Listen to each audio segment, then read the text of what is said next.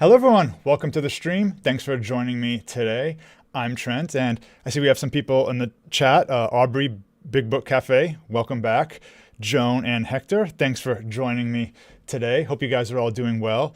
I see Aubrey, you're in sunny Florida. That's cool. It's fairly sunny up here in the northern part of, in the part of Massachusetts, the northern part of the country. So today I thought we'd go over this subject of RGB channels, the RGB channel control in Affinity Photo. For those who are kind of new to this channel or this live stream, I typically start with some main topic, and then I'll go into Q&A, answering questions and comments that I got on my videos throughout the week. So that's kind of the general flow. Just a few things I wanted to mention beforehand. Hi, Horston. Next week is daylight savings time for the US, so probably next time this stream will be at a different hour than you're used to if you're outside of the US, so just keep an eye on that. The YouTube time countdown should be correct, so that will be fine. Just keep in mind though that it will be likely different if you're outside of the country. Hi, Joe. And I think some of you in Europe maybe already had your daylight savings time or something. So it's just something to keep an eye out for. Hey, IH. So I just wanted to mention that. I'll give people another minute or so before we get started. I published a couple videos this week. They may be familiar if you've been on the stream for the last couple weeks. They're kind of the video form of some of the streams we did. I talked about the gimmick filter and kind of how that could be used in Affinity Photo. Unfortunately, it's only on Windows, as I mentioned, but it's still pretty powerful. If you're on some other system, you may be able to use the command line, like if you're on Mac or Linux or something like that. And it might be in some other, someone commented that it's in Krita by default. I wasn't able to verify that, but that's another way to use it. So it would be cool if it worked on all the platforms, but apparently it's only on Affinity Photo for Windows right now, but it's just kind of a general tool that you could run outside of Affinity also. So that's that. And I talked about the procedural textures video also, again, kind of covering some of the stuff we did on the live stream a few weeks ago, and a QR code video. So that's just kind of some of the stuff I published this week in case anyone's curious. So let's move on here to our main topic. So talking about channels, let me go to the more interesting tab. Hi, Gerard from England. We talked about this a few months ago. Actually, I checked, and I think it was about 6 months ago where I last kind of did a stream on channels, and I said I'd follow it up. And it's been about 6 months since that follow-up or so. So this is kind of that.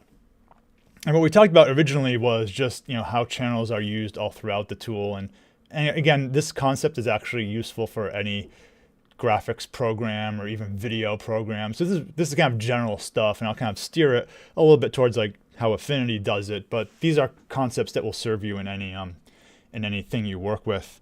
Hi, Matrix Tech and Deborah.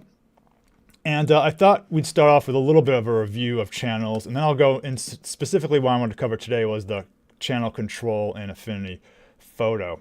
So let's start off with that. And so let's just review again what channels are. When we talk about channels, what we talk about are the red, green, blue, and alpha kind of components of a color. Okay, so you often have probably seen that when you have colors, we have this triplet here, and it's going to be red, green, and blue. And there's also an alpha value, which we'll talk about. Alpha is transparency, so that's how much you can look through something. So there's some channels values that are just good to know by default. Let me expand this a little bit. So these are the ones you may be familiar with already. So we have the red one. So this is like red is the maximum. The red channel here is the first one. It's maxed out here. And then we have 0 for green and blue. Now, 255, you're going to see this number a lot when you kind of enter the highest value in a certain parameter. This is because these channels are typically a byte is storing the data in there, and they can hold 256 values. They start at 0, so it goes from 0 to 255. So typically you're going to see 255 here. There are some controls where it's 0 to 100, but usually under the, on the back end, what the computer is actually doing is it's probably storing it from 0 to 255 anyway. So these are good ones to know here, but there's a couple different ones we should know about. There's also the black and white values. So here, white is when we have all the channels maxed out at 255, and black is when they're all 0. So this is because we have a additive color system here on our screen. We're adding light together. So you've probably heard when you add up all the colors of the rainbow together, you get white. And we kind of simulate that on the screen here when we add up all the red, green, and blue values. When they're all maxed out, we get white. And when they're all 0, we get black. So those are kind of two more important values to learn. Now, another thing you may wonder is, well, what happens when the channel values are all the same? So what happens if we put the same value in all the channel values here for R, G, and B? Well, if you look at white and you look at black, you kind of get a little bit of a hint about what the answer may be. So the answer is that you get gray when the RGB values are all the same. So let me hide that here. Segmentera, reading your comment. Also, Europe went back today. Yeah, I thought I heard something about that it was like either this weekend or something, Europe was changing it. Hi, Carlia from New Zealand. So gray is when we have all the values the same, and it can be from 000 to 255 all the way across, or it can be some other pair of identical values. And this is fairly important to know, I think. It's going to come up quite often. So when you see a black and white image, if the image is truly black and white, when you look at every single pixel, the value there, all the three RGB channels will be the same, okay? Now there's one other kind of pair of numbers pair of colors that are useful to know. And again, it kind of follows our pattern here. If you look at red, green, and blue, what happens if we reverse the way the 255s and the zeros are? Okay, so in that case, we get our cyan, magenta, and yellow. So you can see red is 255, 0, 0, and cyan is 0, 255, 255. And that's not really a coincidence. You're going to see this relationship a lot when you do color balancing, or when you're removing one of the colors. When you're removing red, you're going to see your image turn more cyan, for example. Or when you remove green, you're going to see your image turn more magenta. So these are the complements of each other. All right. So let's look at some examples here.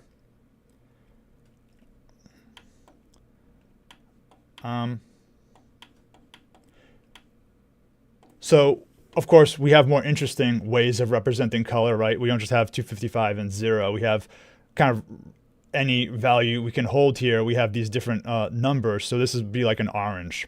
So it's full red, and we have 151 green and 43 in the blue. And if you're going to split it up into a channel by channel basis, this is kind of the three colors you would see. Like, this is the three colors that make up that thing in their pure form. So if you just look at the red channel, you'd see this. If you just look at the green channel, you'd see that. And this is just the blue channel. And to kind of put it in image form, this is the equivalent of what we just saw. So we have this color image here. We could actually break it up into different channels. So we could view just the red channel, just the green channel, and just the blue channel. And what's really interesting, I think, about this image, make sure it's big enough that you can see it, like that, is I chose this image specifically because there's a red apple and a green lime. And I think it's interesting if you look at the images, how it affects that. For example, the red apple here, notice how it's fairly bright in the red channel. That's because the red value is very high. So we're getting a lot of that red there. But if you look at the blue channel, the apple is almost black. Because when you just look at the blue values, there's almost no blue here for that apple. Same thing with this lime here. It's basically black on this side there. So this is, we'll see this a couple times today where, you know, you have an image. If you look at the individual channels, they're not just going to be three random black and white images or three random images. The intensity of the images themselves are going to give us a hint about what the original image looked like. Okay.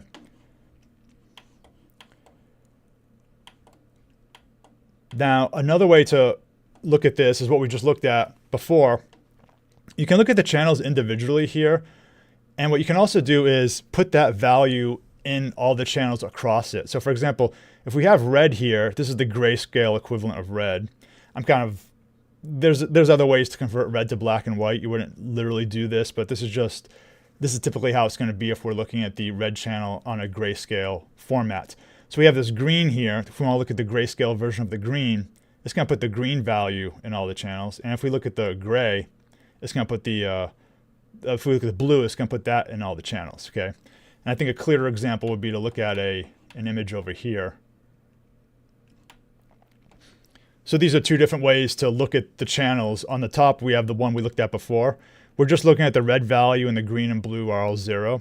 On this one, on the bottom part here, we've taken that red value and we've put it across all the green and blue channels, all right? And we see the same effect we saw before. So the red apple is very bright when we just look at the red channel. If you look at the green channel, the apple is very dark, and same thing with the blue channel here. And the interesting thing about the blue channel, I think, is, look how dark the lime is, right? Just because there's no blue in the lime, okay? So this is another, and this is kind of maybe a more common way that we'll see throughout today. I shouldn't say more common, but it's another way of looking at it. So let me know if this is kind of making sense so far. This is kind of a review of what we talked about so far.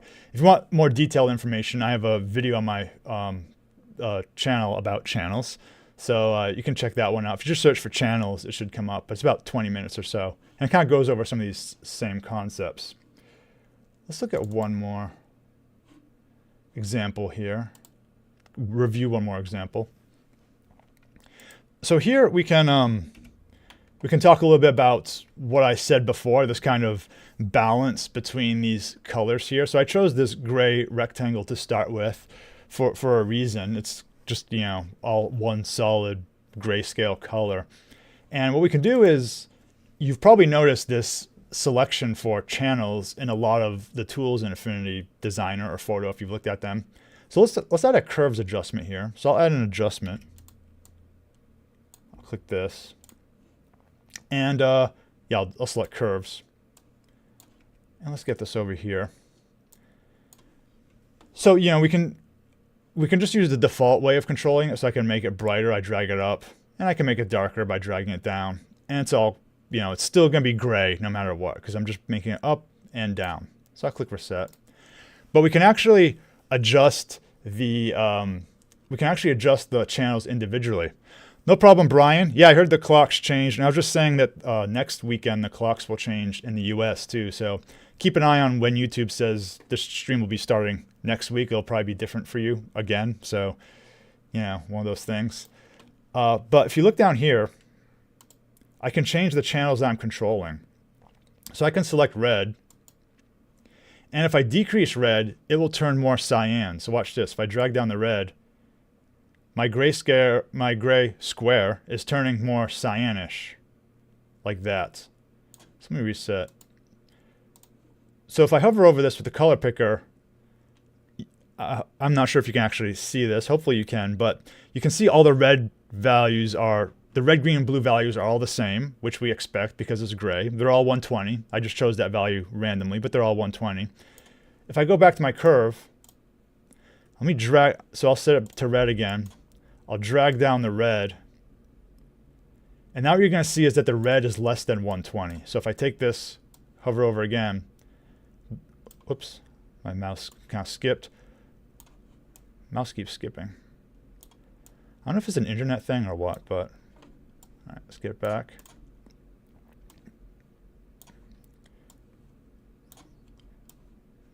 Now, I don't know if, sorry, I'm just trying to get this there. All right, well, I'll put this back here. I don't know if my computer's like uploading something now or what. It's just jumping all over. All right, well, let me try one more time. Color picker. All right, yeah. So you can see the red is now 0 because I removed it, and that's what we're getting for this cyan color. So because in the channels, I removed all the red. I'll reset it. I can do the same thing for green, so I'll go with green. If I decrease it, it'll turn magenta, so now it's going to start turning magenta. Similarly, I can increase it, actually. I should have done this with red, but I can increase the green, and now it's going to look more green, like that. Okay? So when we go up, the green is going above 120, in terms of our values, so we're getting more green. And if the green goes below 120 in this case, it's going to be more magenta. So let's look at a more interesting example here. Let's look at an actual image. I have a black and white one first. Let's do the black and white one first. So I have this robot here. Let's do the curves again.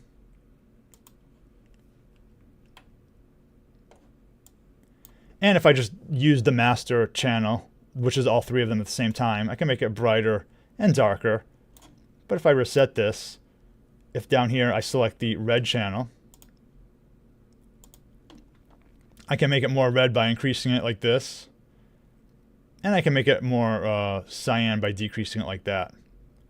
And similarly, you know, we can do lots of other stuff. I can actually, let me reset this. I can do an S-curve. So what I can do is I can actually make the reds stronger in the highlights and make the cyans stronger in the shadows. So if I increase the red up here, and then decrease the red down here, I'll do it really extreme. So you can see it. Now you can see the highlights on the right side are going to be redder. So that's the bright area. And the dark parts are going to be more cyan. All right. And this is kind of a common thing you might do with an image. In fact, we can do it with a color image here. Let's do it with this one.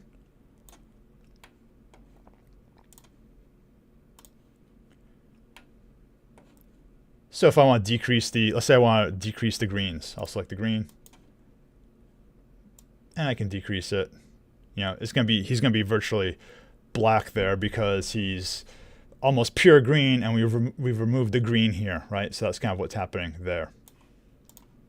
So this is just one of many places on the UI where you'll see either a curves selection, or you'll see this relationship between the red, cyans, you know, green, magentas, blues, and yellows. I believe the color balance will also show you this. So yeah, again, like the color balance tool, it's not a coincidence that these are the ones that are opposite each other. You can see it's the same over here. Might be some other tools that do it too. I can't remember which ones. But yeah, color balance is definitely one that will do that like that. So that was kind of a review of what we talked about so far in, you know, previous sessions, if you've been here for that. Let's now actually look at the channel specific control in Affinity Photo. So let me open that up here. And certainly if you guys have questions or anything, let me know. So this is just an Affinity Photo thing. And like I said, channels are they're in all the tools, but this one particular window we're going to be looking at is just in Affinity Photo. So if I go to Window, Channels here, this is the one we're going to be looking at today. And actually I have it over here. So let me drag it out here. So this is kind of what we'll be focusing on. And it's kind of a scary control, I think. You know, a lot of people, they see it for the first time, and it's very kind of frustrating, and it can be a little unintuitive at first, but for the most part it makes sense. So that's what we'll talk about here. Now, there's different ways, there's different color models you can do with an image. We're just going to be talking about red, green, blue, and alpha today. I'm not going to go into like CMYK or any of that kind of stuff. We're just going to kind of keep it simple. This is kind of going to cover 99% of the normal use cases, I think. So right off the bat, here you can see there's all these rows. Like, what does this mean? Well, let me not select anything. Okay, so you're going to see this list here that says composite quite often, and this is going to be the total image as you see it on your screen. So it's not necessarily just this layer, but it's what is all the stuff that is stacked on top of each other. So right now it's the same as this layer because I only have one thing. Let me place another image in here. Let's see some good images. I'll just place another image there so that we can see a little bit of how it changes.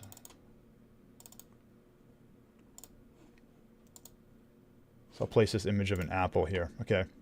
So now the thumbnail is very small. I don't know if you can, it's very hard to see.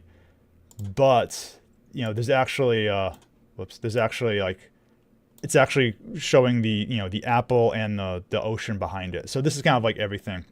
Whereas if I just select the boats, even though I have just the boat layer selected, the composite still covers everything. And let me delete the apple for a second. So let's these controls here, what I'm going to see below it here, this is going to be the layer I have selected. All right. So on top we have these composite. It's our whole image as we see it, and then down here is just the layer that is selected. So if I don't select that layer, if I click off it or something, you can see there's nothing there anymore. Okay. So let's talk about these controls a little bit. The eye is going to be visibility, as you probably guessed. So we can see all the channels are enabled right now. If I want to turn off the red channel, I can turn off the eye here. And I can see my image isn't showing the red channel anymore. It's just, you can see obviously it went way more cyan, as we know from our just previous talk a couple minutes ago, that when you remove red, your image is going to look more cyan. And we can remove the green. This will make it look more magenta. So very magenta, in fact. And we can remove the blue. If you remove the alpha, I'm not sure. Yeah, I mean, it depends like whether or not you'll see any effect from that, but you can also remove the alpha. So these are just showing you what is actually being shown. The controls here are saying, are you actually editing that layer? Okay, so you're not going to see any difference when I click the controls here. These controls here. But what's going to happen is there will be a difference on whether or not I'm changing it. So for example, let me do the, let me select the eraser. So I'm just going to select the eraser here.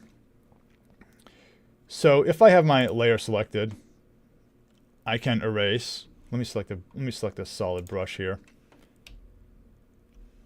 I'm erasing on my image, right? So I'm just deleting it, not a complicated thing. However, if I say, let's say I turn off, I just want to erase the red channel. I can disable these other channels here, and then now I'm just erasing the red value. And the reason I'm just erasing the red value is because that is the only channel I'm editing right now, okay? I can reset it.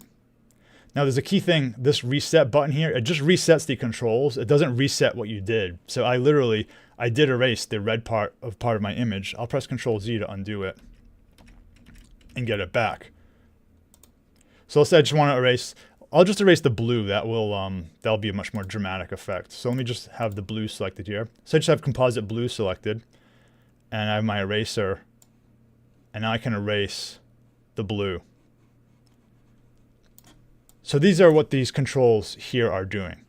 And they can be a little confusing because what happens is when you click on when you click on a row, it just selects that row here. So right now I'm just seeing the composite blue, and it's the controls to edit it. I can also, if you click on green, only that one's going to be selected. And what you're seeing here is the black and white representation we talked about earlier. So what it's doing is it's taking that current channel that I'm looking at, and it's just putting it in all the channels to give it a black and white representation there. So I can refresh, I'll click the reset. So now I'm viewing all my channels again. So that's kind of a, certainly if that's not clear, let me know. But that's what this top part here is doing. So as far as I know, this top part is always going to be showing. It's always going to show you the composite part. Whether or not the things here, you're going to see more here, depending on whether or not you have something selected. So let's look at a different file here.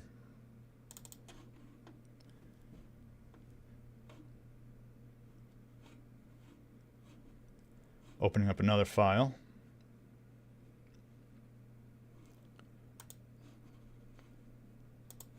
Yeah, so here I like apples just because when you have the colors, it really shows like when something is missing one type of color, you really notice it.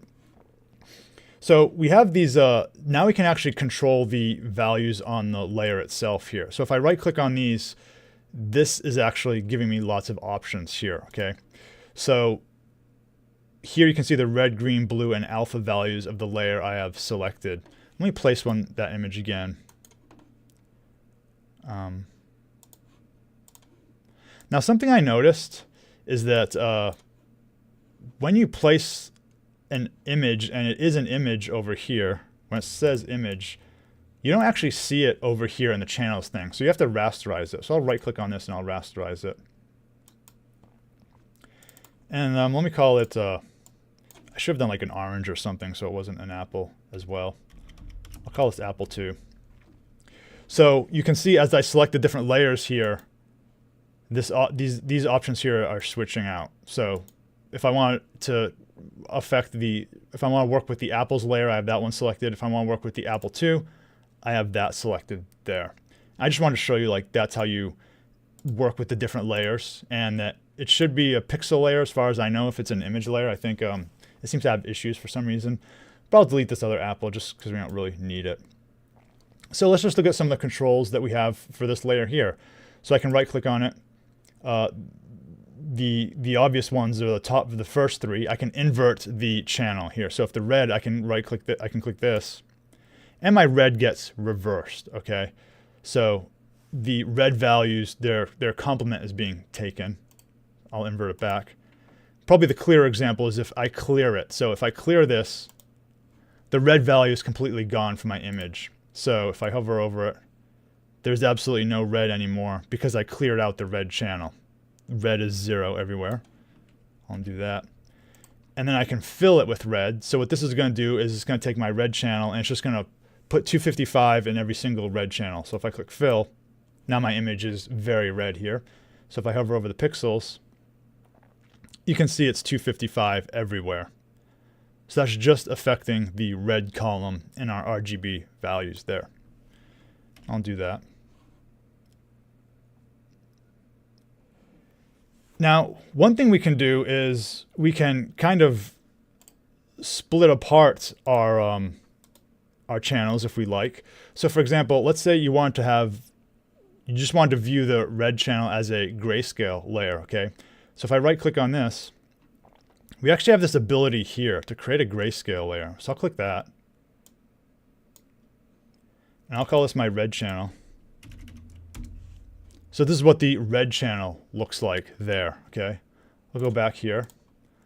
I'll do it for the green. Let's create a grayscale layer here. So I'll click grayscale. And this is my green channel. And let's do another one for the blue.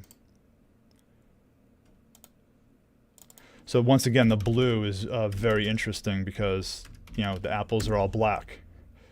Because there's no real blue in any of them. So this is what they originally looked like. And if we just look at the blue channel, you know, they're very dark because there's no blue there.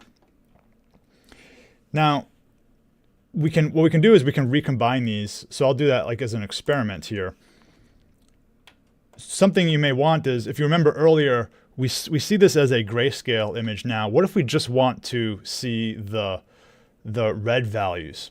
Well, let me look at the red channel here. So I'm looking at the red, and it's the red channel of the red layer I created. What I can do is I can clear out the green channel. So I'll right click the green, I'll just say clear. Then I'll right click the blue and I'll say clear. So now I'm seeing a red representation of my red channel. All right, let's do the same thing with green. So on the green one, I'll clear out the red values. So let me just hover over it here. So right now, notice how each channel has the same value in it. So this pixel I'm looking at now, it's red, green, blue, 87 in each channel. What I'll do is I'll right click the red part, I'll clear that. Then I'll right click the blue one, I'll clear that. And if I go and hover over a pixel again, now you can see the red and the blue values are 0 and the green value is the only one that actually has a value. And let's do it again with the blue one. So I'll clear out the red, clear out the green, and now we have blue.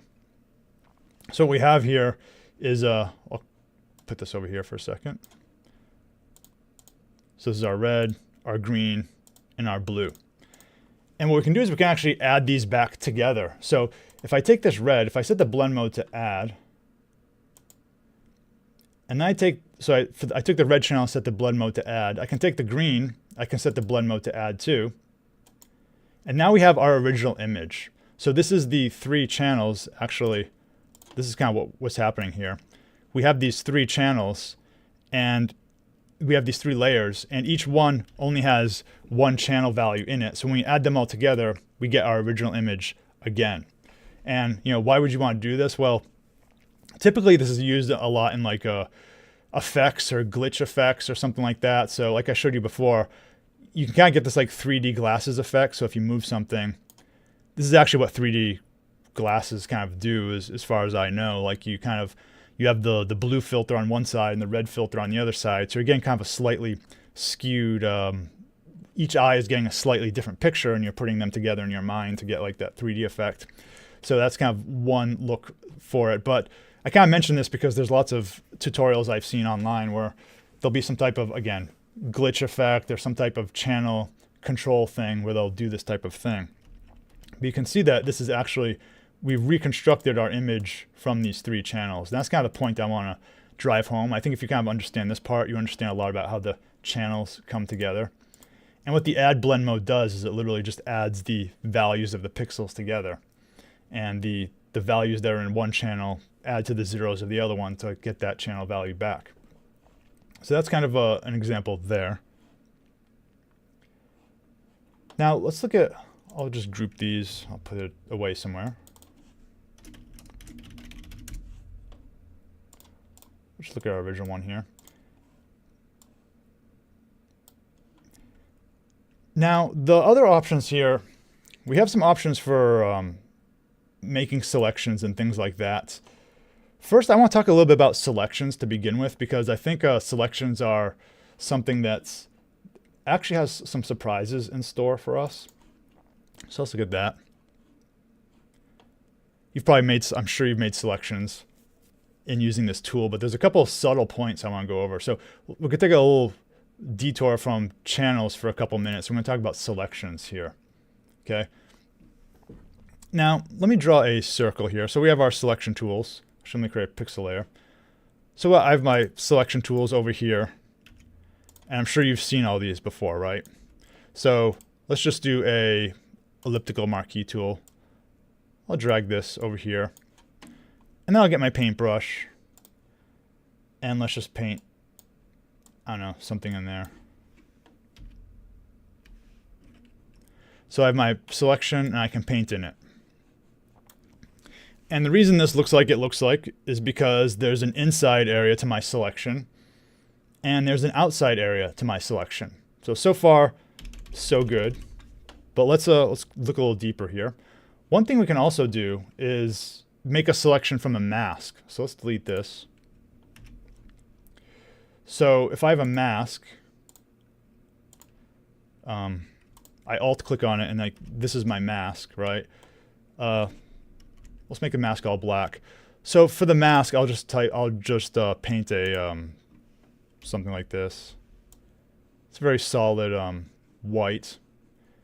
And if we look at our image, this is what we get. The reason we get this is because this is what the mask looks like. Whoops, and click on it correctly. That's what our mask looks like.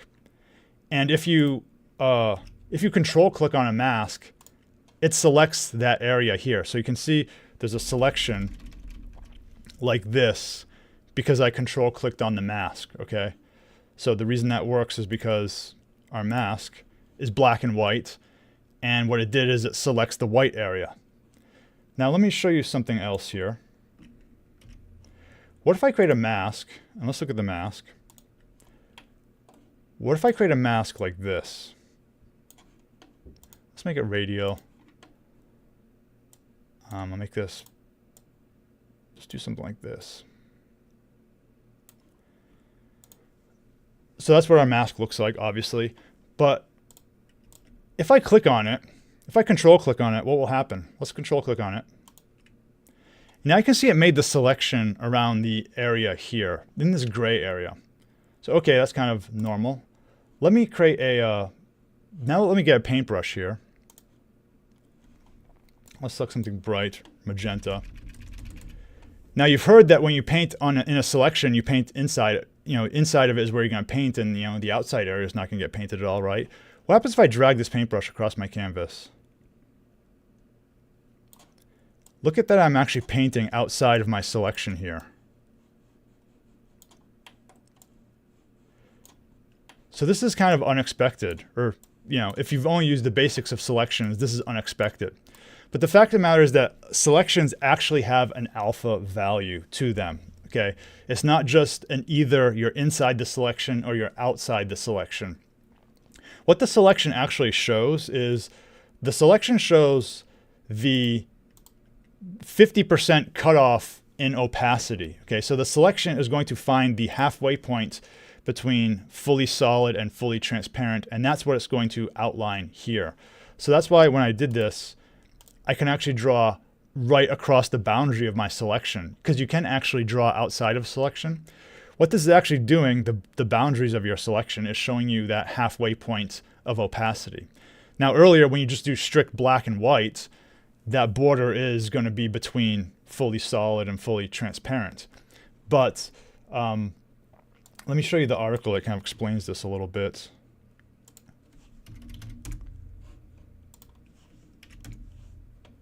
So on the Affinity Photo website, they talk about this, and they say pixel selections. And here, this is the important part. The selection marquee is around the 50% cutoff rate of your essentially the opacity.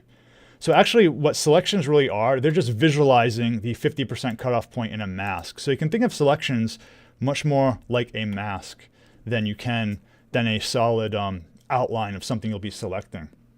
So why does this matter? Well, let me show you one more example of why it kind of matters. Let me undo all that paint.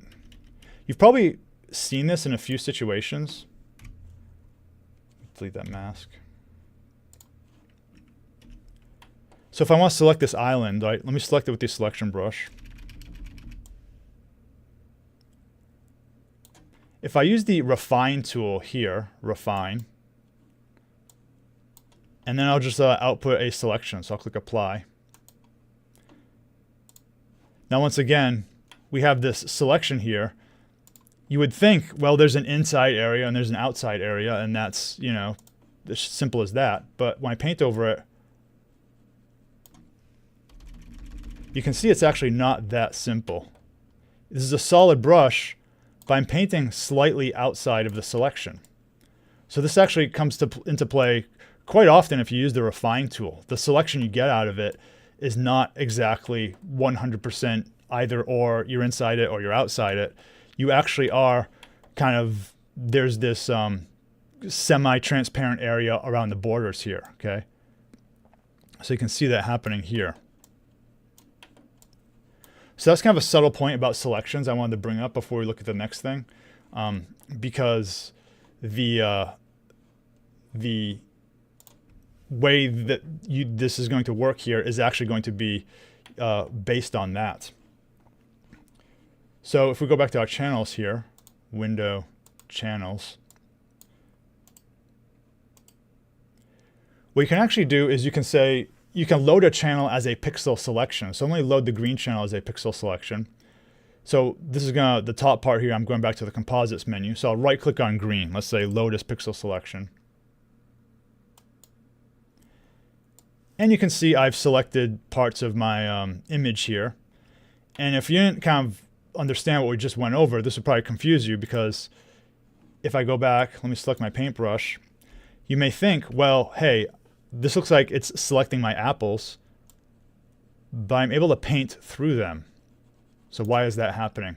And once again, it's happening because think of the selection more as like a mask that has 256 levels of transparency, and you're just seeing the 50% cutoff when you make a selection like this, okay?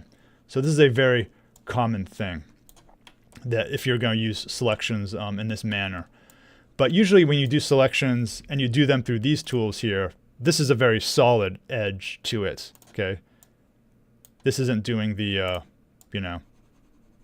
it's just, either black or white, but the other ones are going to be varying levels there. So that kind of is how this is what is the benefit of loading these to pixel selections here. So when you do this, let me delete the magenta again. when I load to pixel selection, just keep that in mind that you're not only controlled into, you're not only limited into the areas that it's outlining here. Now, kind of one of the more common things also is this concept of a spare channel. So if you want to, so Deborah, reading your question. So for those that are cut offs aren't 100%. Yeah, they're not 100%. So it's going to be based on the level of green in the thing. Okay. So when I do load to pixel selection, that cutoff is not 100%. I can paint across it. It's going to be strongest in the green area, but you can see there's a little green in the background here. So it's still like, I don't know what the percentage would be, but, the green value there is 69 or something, or 70. So, it's about 30% maybe, a little more, a little less. So yeah, that's the whole point of kind of what I've been painfully going over, that the threshold is not exactly 100%. And yes, for these ones here, these are 100%. These are going to be 100%. So if I do a circle, if I draw a circle like this, that's 100% cutoff. But if you use the refine tool, it might not be. So let me know if that's clear or if there's kind of anything else on that one. But yeah, it's a surprising thing for some people, because it's not a common way you use selections. Usually you think, yes, there's the inside and the outside, but that's not actually the way it goes. I'll try to make a video about this soon, because I think it's a pretty good point, especially with the refine tool. Kind of one of the main use cases, I guess I'll talk about the spare channel now. So let me go into that. It's another option down here. No problem, Deborah. Glad it's somewhat more clear now. So I have this field here. I just called it grassy field. It's an image. And you can actually save your channels to a spare channel here. So if I say create spare channel, if I click on this, it gives me an extra channel down here. So you can kind of store it to the side if you want to temporarily keep it there. I can rename it. I can call it whatever, my cool channel. And I can just, and then later on I can load it to somewhere else. So if I wanted to actually load this into the blue channel, I could say, actually I click on the spare channel here, and then you can say load to grassy field blue. And then that would put that spare channel in my blue channel there. Now it's kind of interesting. It's kind of like an advanced use case, but one of the main use cases of this is that this is how selections are saved in Affinity Photo. So in some programs, you can make a selection and then you can save the selection. In this one, it's a little unintuitive for most people. And this is kind of probably where a lot of people see the channels controlled and then they bail out and they're like, I don't want to learn more about that, because it is kind of a little overkill, I think, for this feature. But I'll make a selection here and let's just refine it. And I'll just click apply I have a selection as the output. So now what if I want to save this selection for later? And this is kind of a common thing. Like I want to go do other stuff. I want to be able to load this later. What you can do is you can do selection, or do select up here. And then you can do save selection. And that says as spare channel. And this is the way you save selections in Affinity Photo. So I'll select as spare channel. And down here I have my selection made. So I can, as a spare channel. So right there it's added. So I'll right click, I can say this is like my person selection. So I'll click OK. And I can press Control D. And now the selection's gone. And now I can just go do other stuff that I want to do with my image. Whatever I want to do. I want to, I don't know, create levels or something like that, right? If I can click on it. Yeah, I want to do something, I don't know. Just mess around. And then later on, I want that selection again. So what I can do is I can right click on the spare channel here. And I can say load to pixel selection. And now I have my selection back. And let's say I want to like mask that out or something. So I have my levels control here. I can click mask layer. And I add that selection. I made a mask out of that selection.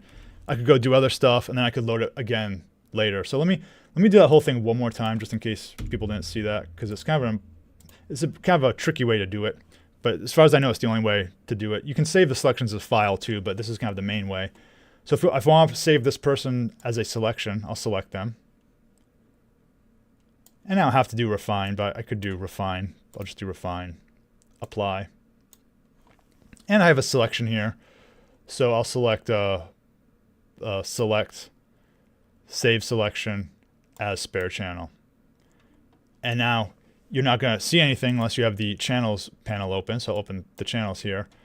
And I guess it was that second one there. So this is my spare channel. And that's my selection. So I can right click on it, I can rename. I can say person selection. If I can type. I'll click OK. And then as I go and do other things, with my image, later on I can load it again. So I can right click on it. And I can say load to pixel selection. And I have that selection back. So that's kind of the main use case of that, I think. And that's probably one of the main reasons people use the channel studio here. Those are the kind of the main points I wanted to make about it. Just kind of showing you how to view the channels individually, how to edit them individually, and that those subtle selection points are useful. But also, if you do have a need to like split apart channels into view them as their gray values or view them as their red, green, and blue values, this is kind of the tool to do it. There's other ways to do it too with the channel mixer, but this is kind of the main way. But I think the main use case for this panel is that it's the way you can save selections. You can also save to a file, which I haven't done before, but that's kind of the main situation there. So like I said, channels are a big subject. You don't necessarily have to use this tool, but I think if you're using like the other controls like curves and stuff like that, you don't necessarily have to do it, but it's kind of useful to know how these work and why they're there. So again, if we wanted to make this more cyan, we could select the red channel, and then we could reduce red, and it gives it kind of a cooler look, like a literally cooler look, like it's more colder. And again, it's on the levels tool. So if we look at levels, we can select the channels there. It's on the, probably it's on what else? The channel mixer is another big one that uses channels. So we've talked about a little bit about this in the past. This one's a little more complicated, but it's there if you need it. So that's kind of the, I guess, crash course in channels. We've talked for almost 45 minutes on that subject. But let me know if you have any questions on that. I'll be making a video soon about just kind of reviewing it and like going over these options here and how to use them. But like I said, it's a useful concept to know. You don't necessarily have to use this tool, but the concept of channels is something that will serve you in any graphics or even video editing program. I mean, it's just a very common thing you're going to see in these types of tools. So that was the RGB channels. Yeah, for those who came late, next week, daylight savings time again. So I'll go into the questions I got this week. And then you can, if you have any other questions you want to ask, feel free here. So I got a couple questions on the QR code video. And Matt Brownie Cake, he asked me, why don't you scan the QR code on your phone with the design on the screen rather than exporting each time? Yeah, so what I kind of talked about was using a website to just verify that your QR code works, like exporting the QR code as an image and exporting it and importing it to some website to just make sure it still works. You can definitely use your phone if you want, no problem with that. You can go for it. In the video, I just didn't want to hold up my phone, and I just wanted to have a link to a website that everyone could use in case they didn't have their phone on them or something like that. But yeah, you could use your phone to test. Preferably, you should use both. Like you should use a couple different sources because not all QR code readers are the same. So if you're going to do something like add a logo to it, which is a destructive process, just make sure it still works. And the other question I got from Joan and also from Anil, they both kind of asked a similar question, which was, can you put stuff around your QR code image? And the answer is, yeah, it's possible. It's not a problem. In fact, lots of people do it. So I'll show you the creation of a QR code here. So for those who didn't see it, the QR code, it's a type of shape. So if you right click on your shape, I'm in Affinity Designer, but this is in all of them. Mine says donut tool, but it's probably rounded rectangle for most people. But if you go down, you can select QR code and you can drag here and you can change the color of it if you like, just like any shape. And one of the main ways the way you add data to it is you click the data button up here. So then you can type, you know, wikipedia.org, and as you type it, it'll change here.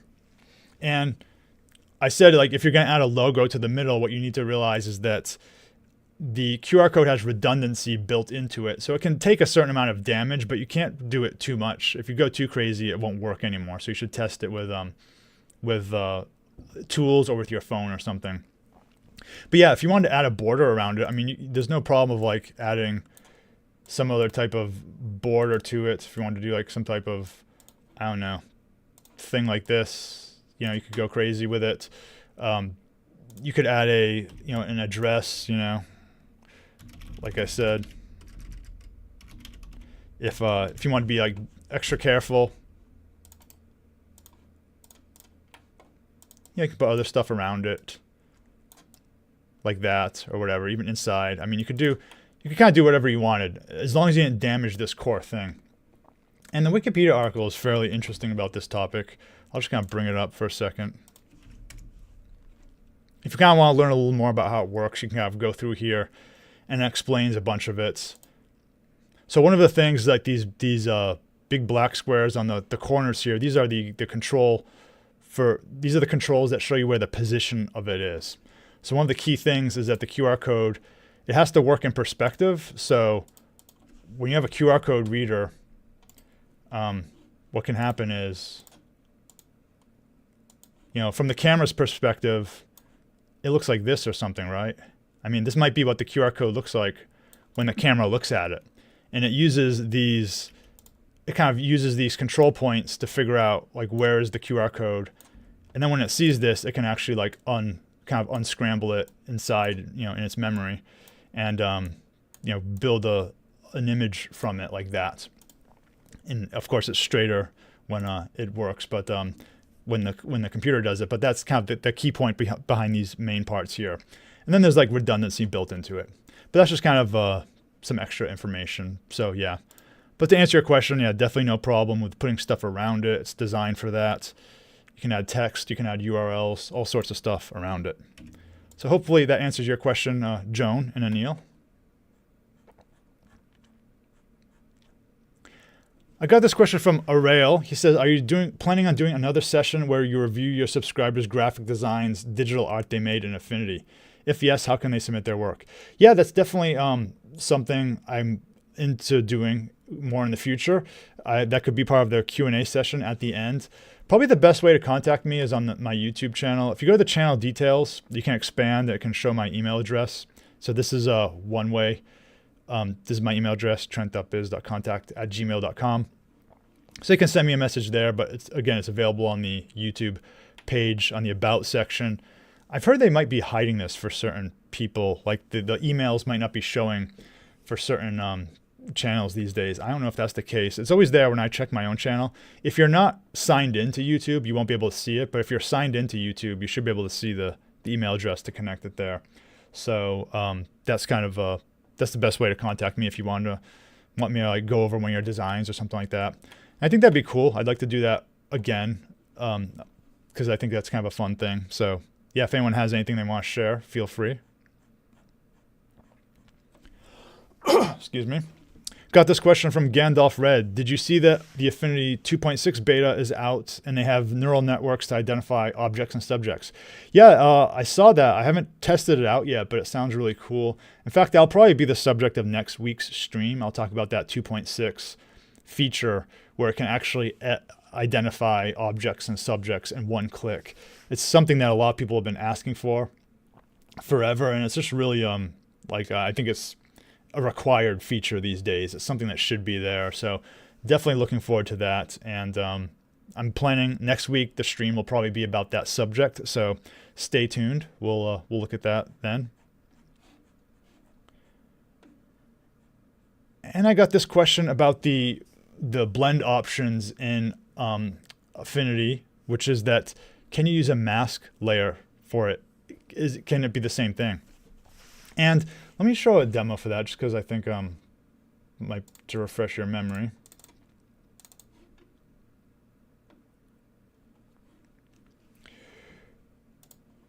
So when we talked about the blend options, I won't go into painful detail in the whole thing again, but that's the gear option up here, these blend options. And this is equivalent to Photoshop's blend if feature. So if I click the gear here, I can change the transparency of this image based on the value. So if I decrease it a lot, the dark parts of the image are transparent and the bright parts are still solid. I can make the whole thing transparent. If I reset, I can do the opposite. If I want to make the bright parts of an image transparent, I decrease this part. So again, I recommend watching the video if you want to know how the whole thing works. I won't go over it here. But all of this is to say, let me do that again, that the mask option, pretty much the same thing as the luminosity range. So if I select my right image here, if I right click on the mask down here, mask layer, there's different mask types, and I can select a luminosity range mask here. And I have a video on this, so I'll do that. And it's basically the same exact thing. So if I make this curve like this, that's effectively the mask version of that feature. As far as I can tell, it's the same exact thing. It seems to be the same thing. So yeah, the luminosity range mask is the same as the blend options source layer ranges. So that's the answer to that question. You know, they're both fine. Probably the luminosity range is a little more flexible because you can kind of see it easier as opposed to just kind of knowing that the blend options were used. But that's the last question. I'll give you guys a couple more minutes if you have anything you want to ask. Like I said, yeah, remember next week, daylight savings time. And this week, I have some Canva videos I'll be publishing soon for, you know, just kind of little tips and tricks for that one also, along with some more font videos I have coming up for Affinity Designer, using how to do some typography tricks, kind of following up on one of the other videos I did recently.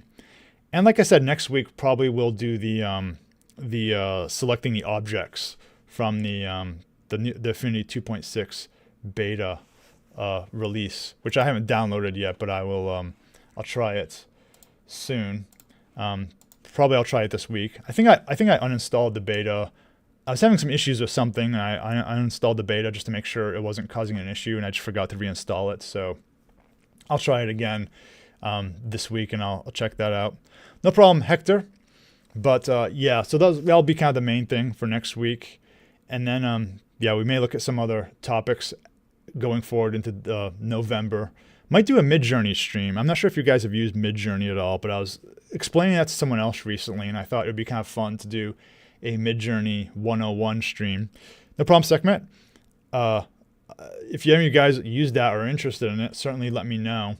It might be in like 2 or 3 weeks. We'll do like a Midjourney session to kind of look at some main use cases for that these days, and how it's also used with Affinity Photo. Because a lot of times when I use Midjourney, I don't just use it straight out of the box. Usually I'm kind of cutting things up and putting them together and editing them, kind of making them look better in Affinity Photo. So that's kind of the main scenario there.